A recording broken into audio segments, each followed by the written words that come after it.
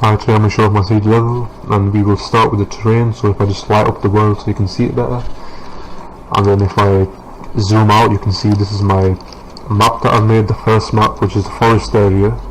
I used a landscape editor to create the terrain. I chose the scale of it, so I made it big enough for the player to explore but not too big, and I used the sculpt tools to sculpt the terrain, so it's a huge dip where the lake is, so I can fit the lake in there.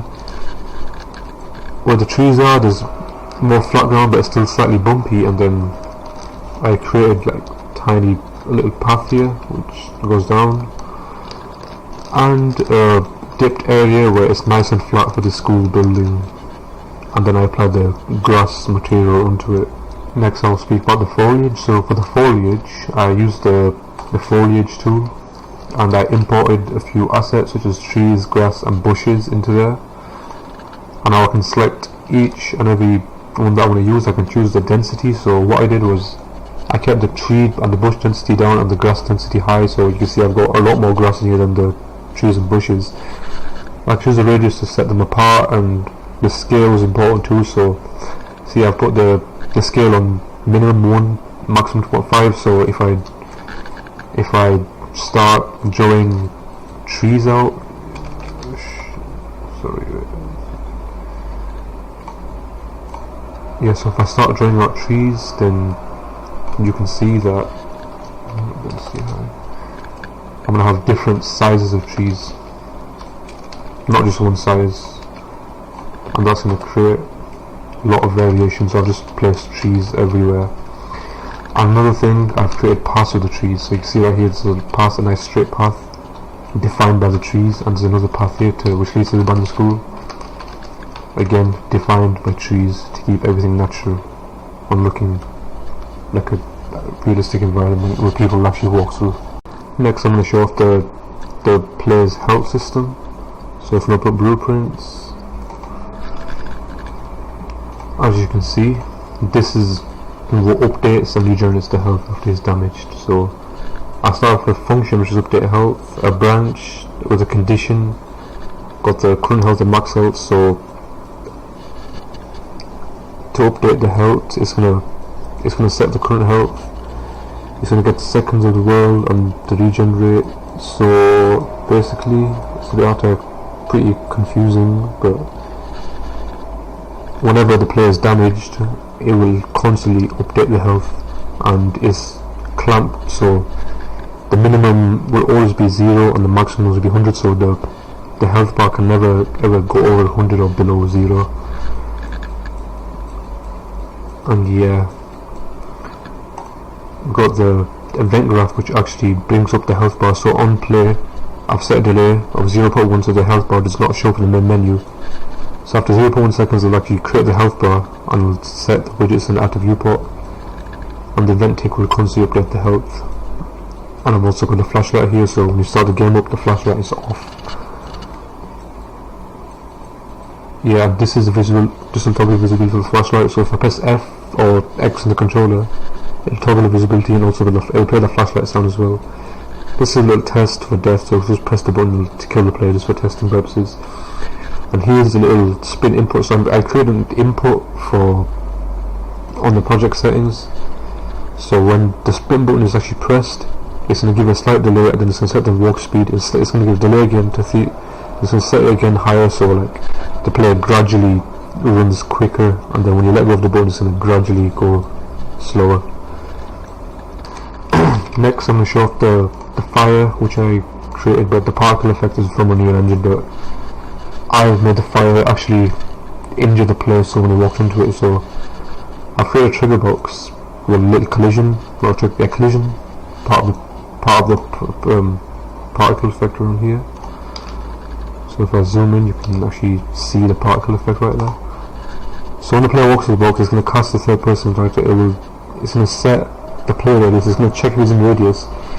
If he is, then if the radius is fire, it will set the regenerate to -5, which will stop the player from regenerating, and also decrease the player's health by -5 each time like he stood there. So if he constantly stands there he will die. and then once he reaches 0 he will just die, and then I'll demonstrate that right now. So if I walk into the fire, he'll get injured. If I walk out, it will stop and it will start regenerating. But if I stand in the fire, he will eventually die. So the game over screen pops up, and then I forgot to say, when he leaves the radius, we'll check his radius. If he's not, then after a slight delay which will simulate him being on fire, and when he's not on fire anymore, the regen rate will turn back to 1, which will start regenerating again. If I walk into the water right now, it's going to give me a little warning which says you can hold your breath for 30 seconds. After 30 seconds the same damage will occur. I've also got a water physic in here and a post-processor to make an underwater look and feel. So if I jump up, and as you see the player just slowly. Next I'll show off how I create these little tutorials. So as you can see, if I start the level, I get this text popping up on the screen with a little sound, and after 5 seconds that'll just be on the next one should pop up. To create this, I just created loads of trigger boxes and named them the appropriate name. I then created widgets, which is literally just text with the text that I want to pop up, and to implement it I open the level blueprint, and then I use the unactive begin overlap with reference to trigger box with a slight delay, and then it plays a sound, creates the widget, adds a viewport, and delay 5 seconds. Then it removes it from parent. This will remove the widget without removing every single widget, because before I removed all of them by accident.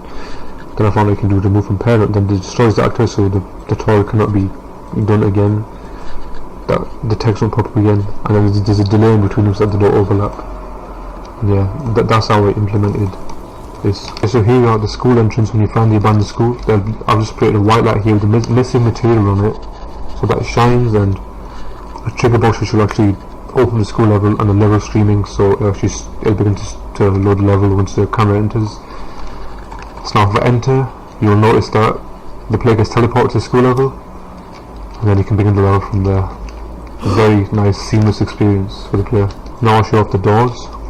So if I play, you're also going to walk on the door, there's a widget popping up just showing you how to open the door. If I press the E key or the X button on the controller, the door will rotate and open. School level, I've added a light so you can see better. Usually there's a light here, so when you enter, you're obviously going to turn left because there's block over there. And first lock is you to, so at the point in this column the player walked on here, so I want him to walk down there first. And the layout is like this because it's abandoned, so down here there's nothing really. But if I go on here, then this is the main area, and that's what I want to play to signify that by having a little light. Next I'll show off the cutscene.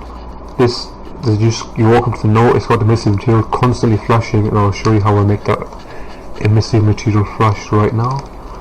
So if I just select it, open the blueprint, what I did was on event begin play, I got a set material, I give it delay of a second, and the first on begin play, it'll give it the glowing material.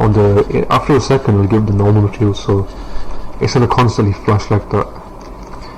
And then if I play the game, if I walk up to the note, the cutscene will begin to play. I'm going to set death of the player, so once he triggers the cutscene, a locker will move out the way, will in the way blocking his path. He'll then run along this path here, and then he'll be faced by an enemy. He'll appear, cutscene will appear, and then the player will eventually die. I'm going to show off how I create the menus and how they work. So on the game beginning, the menus pop up, you can press start to play the game. Start again, there's settings, it shows the resolution, you click on this, the resolution as you change to full screen, you can hit back and it goes back here.